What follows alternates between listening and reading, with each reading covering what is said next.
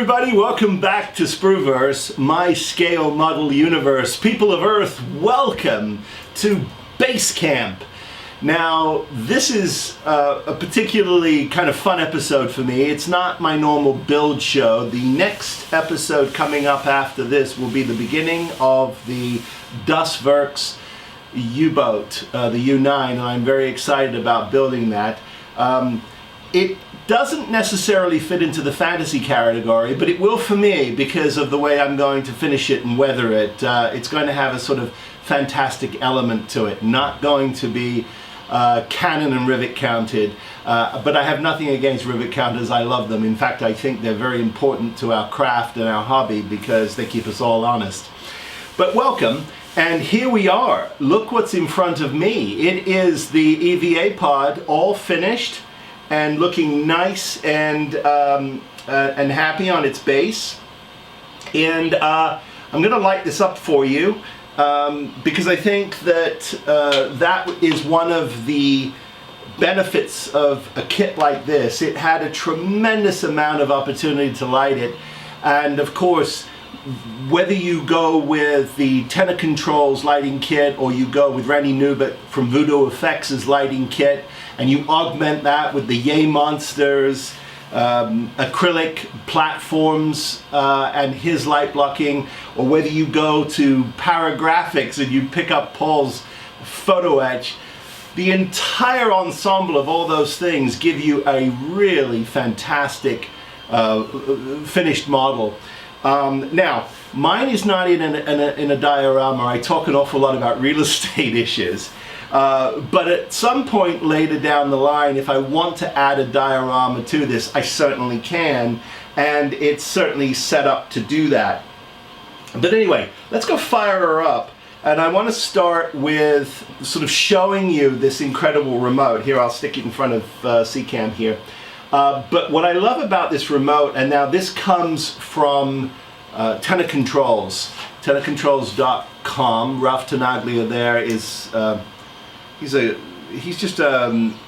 really found a niche for himself in terms of electronics, especially for Star Trek. You can check out his website. I'll put it in the description below for you. But these little remotes I have on several of my larger kits, especially when there's various different stages of lighting you want to set up. There's an antenna inside, and it picks up this signal quite well. So what I'm going to do is I'm actually going to slide the back open here, and I'm going to turn this towards my C camera here, and I'm going to fire this up with B. And as you can see, B turns on the interior lights, the front console, and then D will pick up the rest of the lights on that side, and then C completes all of the internal lighting effects. And then, now that all of the internal lighting effects are on, I can actually show you what happens when we turn on the headlights, which is A. Look at that, isn't that great? And you can even see that, of course, Hal's light is illuminated too. Now, the reason why I called this show Base Camp is because I wanted to talk a little bit about bases, but before I do, I'm going to quickly do a little fill cam here, just because I do want to get a little up close and personal here on this beautiful kit, so you can see some of the, just to get a little taste of how warm it looks when it's all sort of fired up. So there you go. And I had some challenges with this kit, primarily because you know, it's white. And white shows all of the dirt, and as I've said to you before, you know, we live and learn. But interestingly enough, with this particular kit, I leaned a lot on the Vallejo spray cans.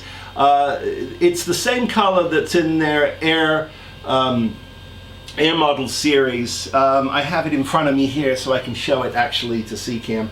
There it is. It's the white, 71.001 white. And it's the same color that's basically in the spray cans. Now you're always going to get a slightly different variant. That's just the reality of the reality. But it has several nozzles that come with these spray cans, and they come in a myriad of colors, so you can really adjust how fine these you can mist your models. And if you're careful and you're spraying huge areas, it works for me. I really enjoy it. But anyway, base camp. Why base camp? Well, because this particular kit here is sitting on what was once an old mic stand. I figured out what it was, and I used some aluminum tubing, and I ran a pigtail through it to a transformer. And so what I'm going to do is I'm going to spin this around because I kind of got it all choked up here, and you can see I'll get this on fill cam for you in case you guys but you guys know about pigtails, and if you want a pigtail like this, I go to HDA Model Works. That's HDA Model Works, and I will leave that link in the description below as well. But Jerry over there will sell you pigtails. There are several other places that I'm sure you can find them. Even Evans Lighting Design as well will probably have pigtails. But it's a great way to drop a power source out of a model if you're going to use a remote or something like that. But anyway, I'm way off course here. Bases. Now this kit is slightly heavier than I thought it would be. It felt very light to me, even with the interior, and even though it's got LEDs in it, it felt a lot lighter than I actually think it was. And in hindsight, this base could have done with a little more help. Now, if you go to your local lamp store or lighting store, or you can even check it out online, you'll see little braces, little bars that come with pre-threaded posts that you can slip tubing into. I think it's a really good idea when you're going to do this kind of base to have a proper sandwiched bolted system, because if you just try to glue a tube to a kit, it's going to be very weak. You're going to have a very weak point, and after a while that could snap on you. So you really want to try and make sure that when you're dealing with the larger scale models, that you've got not only a proper center of gravity to the kit, but you've got a really good base connection, and one that even perhaps you can even remove. I know there are several electronic online stores that will sell those plug and play situations, and there's other clever ways you can do it too, by magnets and all sorts of things. Fun to experiment with. So if you have any time and any inclination to learn a few of those connections, then I think it's well worth it. So I'm going to power this down now. So we'll start with the headlights and HAL, which is now gone off, and then I'll go to B lights off, and then D lights off, and then C lights off, and we are powered down. So what I'm going to do is I'm going to remove my pigtail, and I'm going to take, I think we're going to call her Betty. I think we're going to call her Betty. I'm going to put Betty over here. Let me turn her around just in case you see her in the picture. Why not? But anyway, bases. You know, we go to an awful lot of trouble and time and energy to build some of our larger ships, especially the spacecraft. Now, if you're looking at, for instance, the Polar Lights Star Trek, the 1350s, whether you're doing the refit or the original, this is a really healthy sized kit, and it demands a healthy sized base. Now, there are bases that come with these kits, but I find them to be a little undernourished, a little undersized. And so I started looking online to see if there were any other potential choices. And of course there are.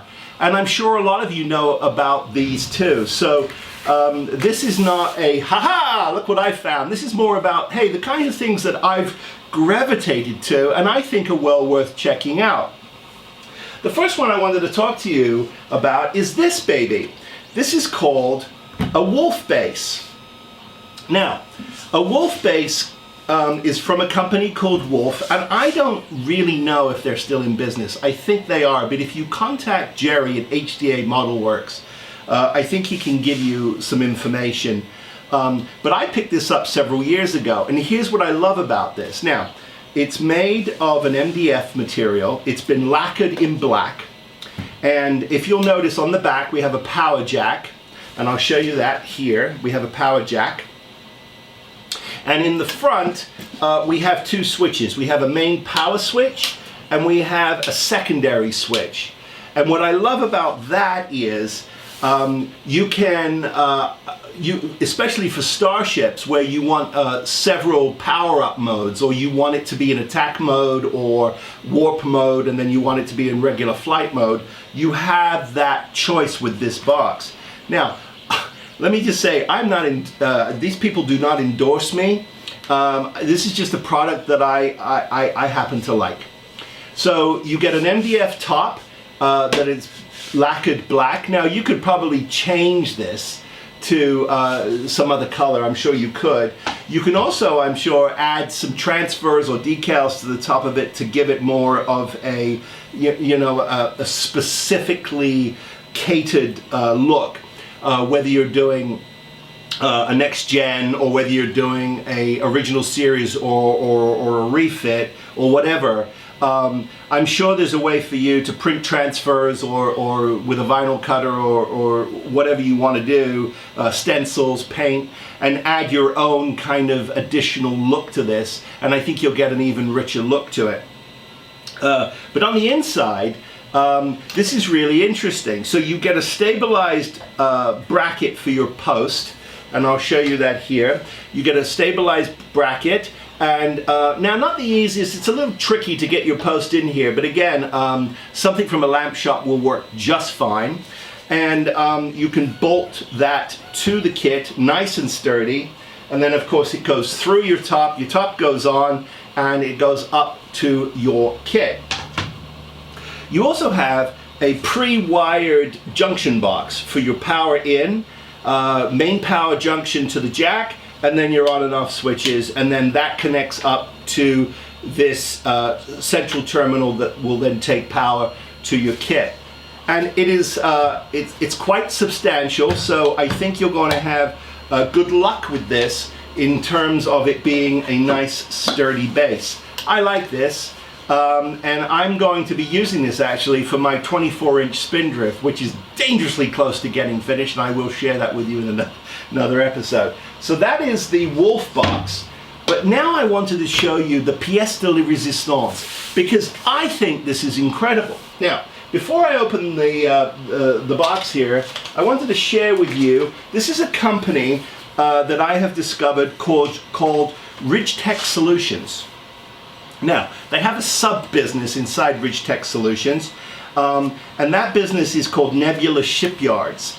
And what this company also does is for those of you out there who do commission work, or you want to ship a 1350 Enterprise all over the world, they create these packing boxes specifically designed for these ships. Now, I know if you go to Boyd Crompton's channel, which is TrekWorks, he does an entire episode on how you pack a starship. And it's terrific, because I'll tell you, if you guys are going to be spending weeks or months on end on a commission build, and now you're sweating about how you get it across the country or the world, that's how you do it. This company. But they also do other things, and I discovered they'll make bases. And oh my God. First of all, the guys who run this are first class. They deal with your order immediately. They are terrific to deal with. They'll answer any questions you have. They'll answer your emails immediately. They give you tracking information, and they get your product out immediately.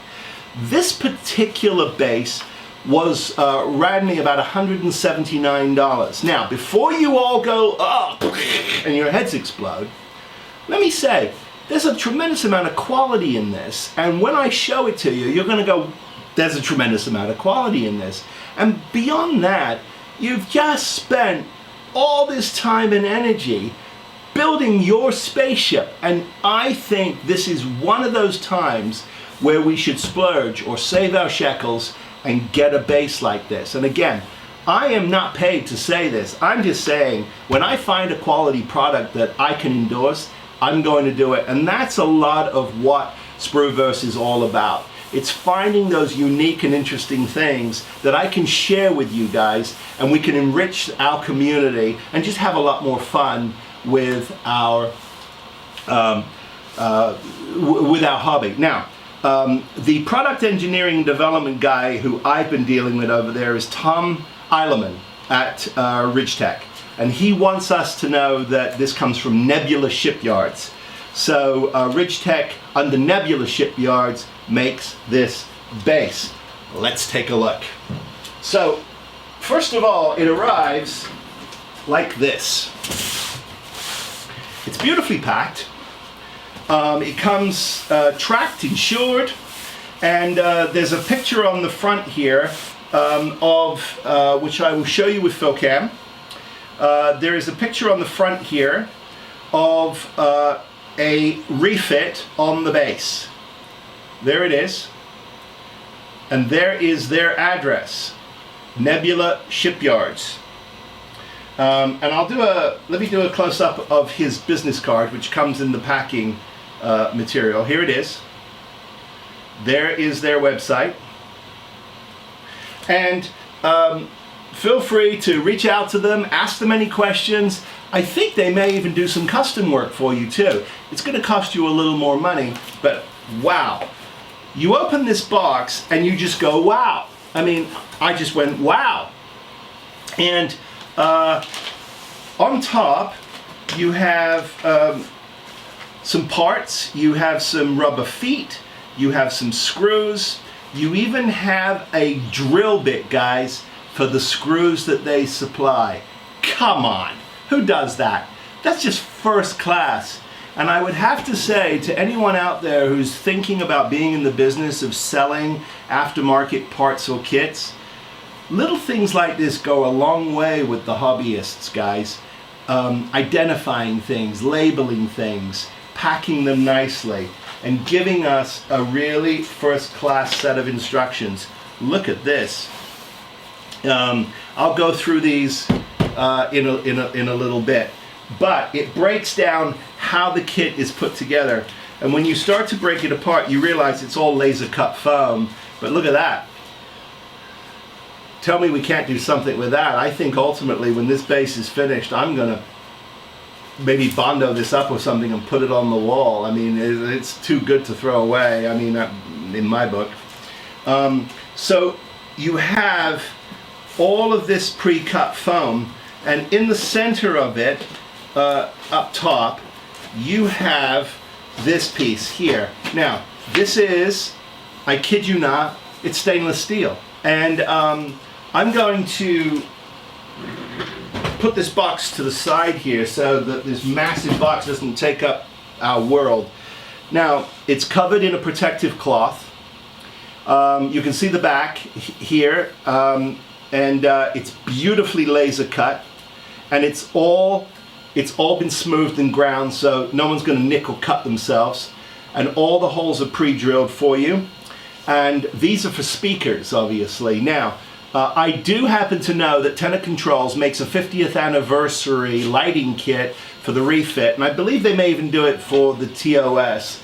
But it allows you to play different voice commands and sound effects commands, and you've got the two speaker vents here. And of course, obviously, this hole in the middle is for the center of the post. And then it goes on, and each one of these layers has something in them.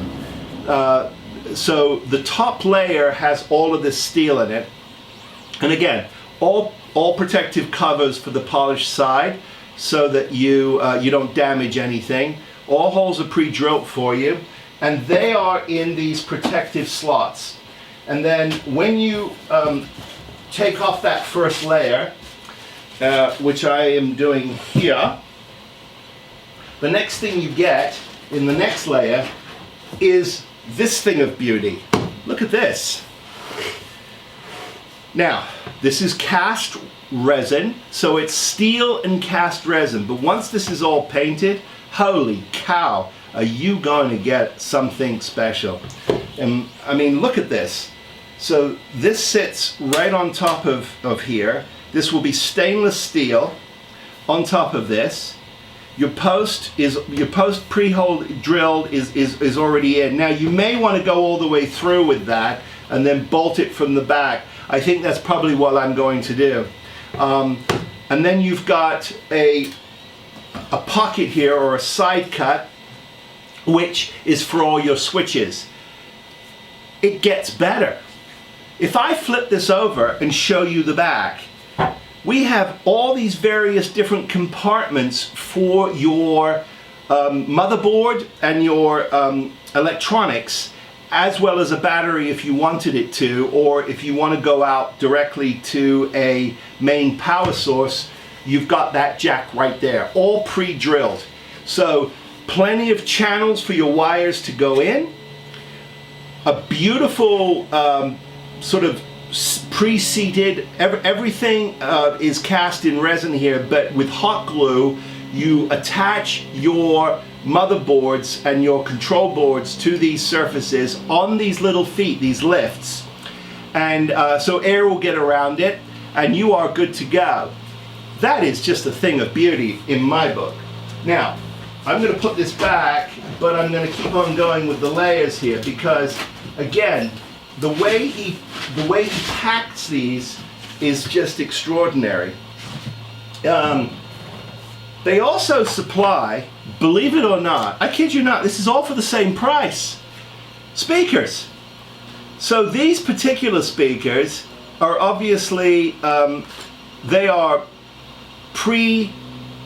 they're pre-drilled for this particular unit. So you're able to actually attach these speakers to the back of your unit. You can use tape or you can use countersink screws, and your speakers connect to your lighting system. They supply the speakers. Come on! Then on top of that, let me just put this over here for a second. It just keeps getting better and better, because the next thing you get is this thing of beauty, which is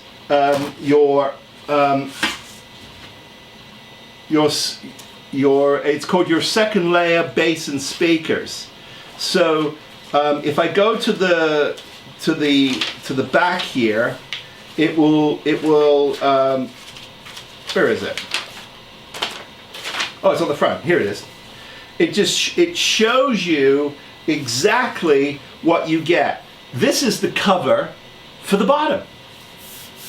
Keeps everything dust free, and it's beautiful. It's just beautiful. And then you are done. So again, this is your base, and it sits like that. This thing weighs a ton, and I just can't say enough about it. It's just fantastic. It's just a really terrific piece of equipment. And my God, think about what this is going to do for your kit in terms of display. I think it's awesome.